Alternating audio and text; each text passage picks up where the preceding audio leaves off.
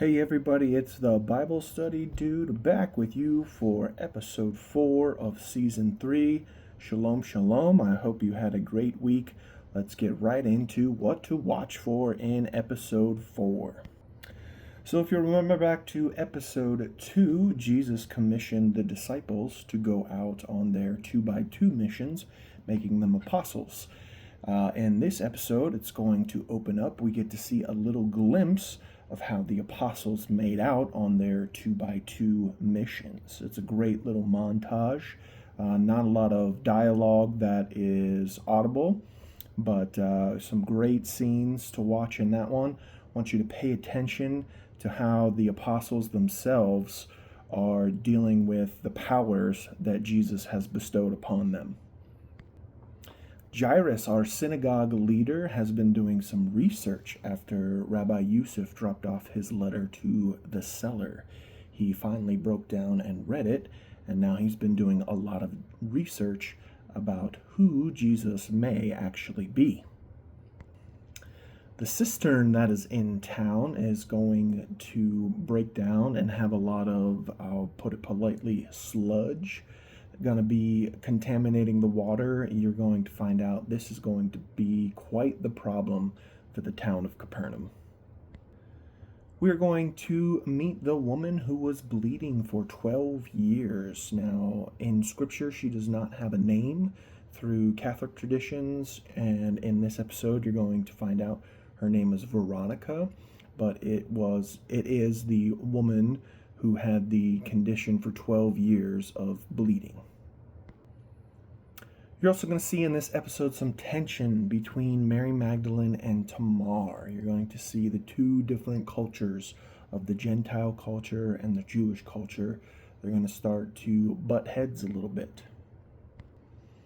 The apostles are eventually going to get back together at the house of Simon and Eden. This is going to cause some friction between Simon and Eden, but more importantly, they're going to start to share their stories. I want you to pay attention to each one, how they're feeling, what they were confused about. Some of them felt very powerful, so just pay attention to that scene. And finally, an edict is going to be issued and created against Jesus of Nazareth. If you don't know what an edict is, I'm going to cover that in my nerd notes coming up. So those are some things to watch out for here in episode 4. If you haven't already, please go download the Chosen app. It is absolutely free to download. It is free to watch. Please take advantage of that. Go enjoy episode 4, and I'll be right back here for your nerd notes. All right, everybody, I hope you enjoyed episode 4. I'm going to get into some nerd notes. I just have a couple things to go over with you. First thing is the Hebrew word for disciple. It's translated to a learner. That word is talmidim. And as promised, an edict. The Oxford Languages defines it as a noun, an official order or proclamation issued by a person in authority. It does have a Latin origin. The Latin word for that is edictum, something proclaimed. Merriam-Webster dictionary has a couple different definitions for an edict, one being a proclamation having the force of a law. Another definition of it is an order or command. And then through Google AI, it defines it as an official order or proclamation by a person in authority, such as a sovereign, in this case it was Shammai, or government. In the past, edicts were legally binding decrees with the force of a law. That was it for Nerd Notes this week. I'm going to get into my post-show discussion real soon. So a lot to cover in the post-show discussion, so I'm going to dive right into it. I really enjoy how the only time in that opening sequence with the disciples, the apostles being out on their missions, the only dialogue that you can clearly hear is when they're teaching people the Lord's Prayer. Now that obviously came from an earlier episode where the disciples ask Jesus how to pray. What does Jesus say when he's out alone? Did you notice how some of the apostles, after they performed a miracle, almost looked at each other like, did we really just do that?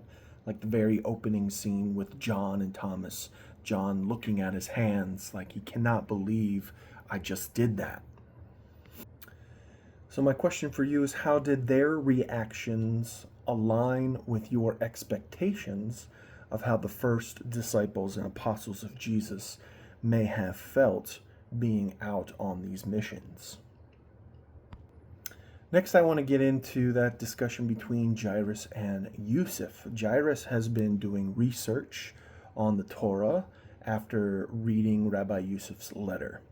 Now, Jairus has seemed to have figured out what many people back in that day could not figure out, that the Messiah was not going to be a military figure. Majority of the Jews back in that time wanted and thought that the Messiah would be a earthly military leader, just like King David was, or Judah the Maccabee. But we know now that was not the case. The Jews back then wanted someone to cleanse the temple and cleanse the Jewish religion of any Gentile influence. Now, over time, there was a concept of a suffering servant, which was Jesus, but it was definitely not the prevailing theory, although there was some writings in the Qumran that supported this suffering servant. Today, Jews that believe that Jesus is and was the Messiah, they see two aspects of the Messiah. The first coming as the suffering servant, the son of Joseph, and the second coming that has yet to happen as the son of David.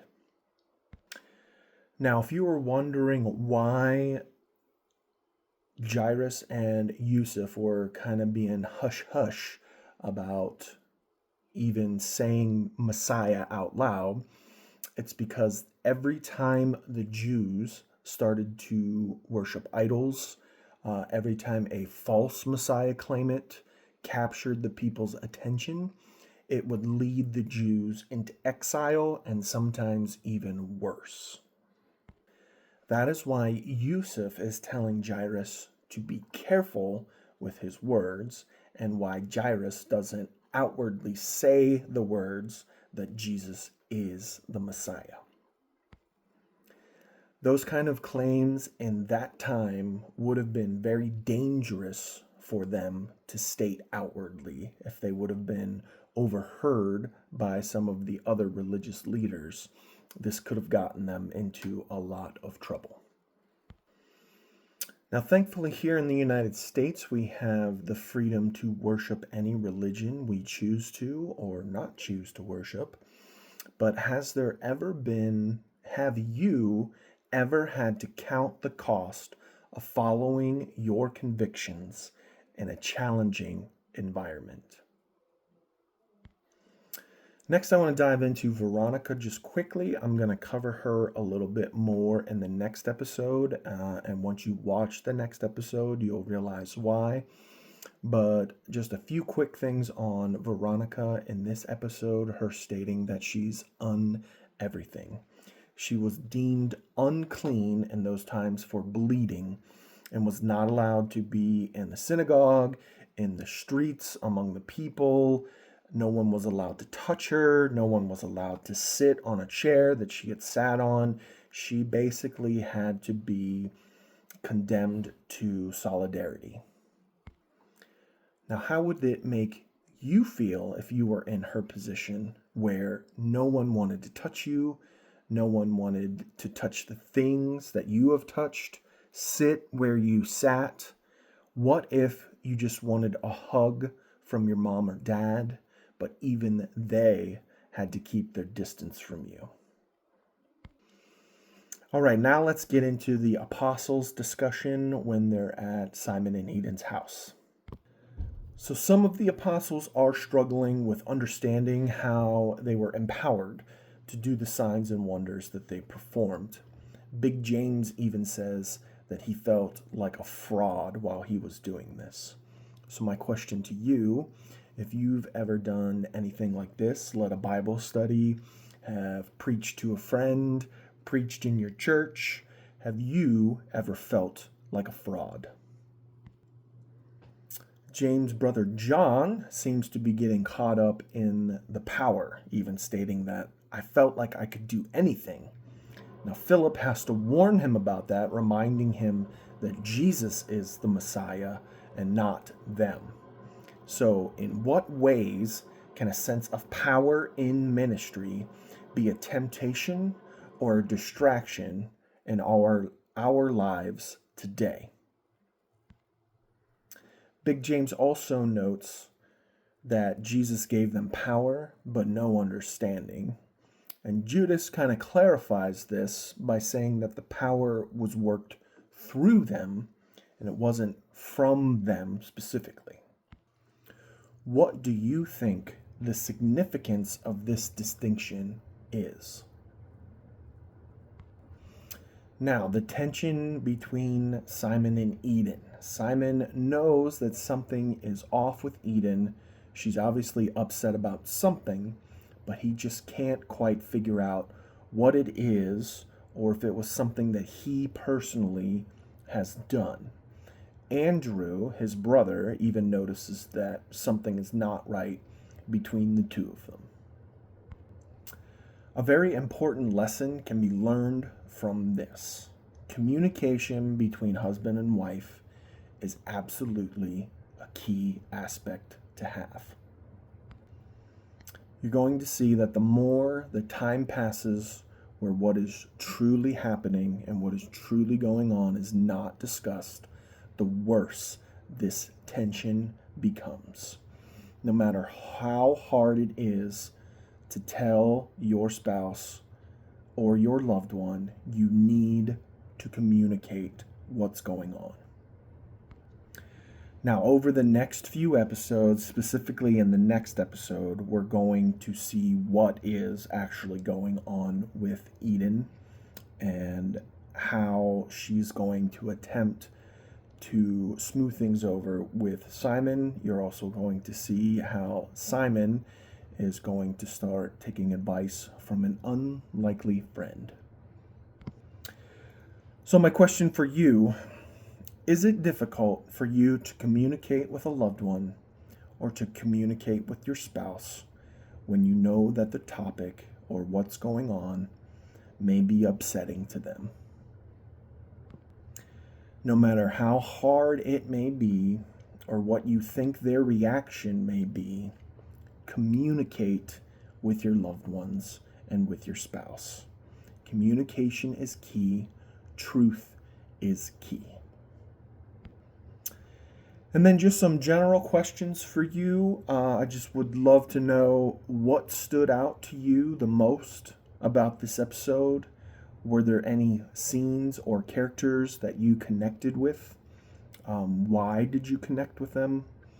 Was there anything in this episode that was perhaps confusing to you or maybe surprised you in any way?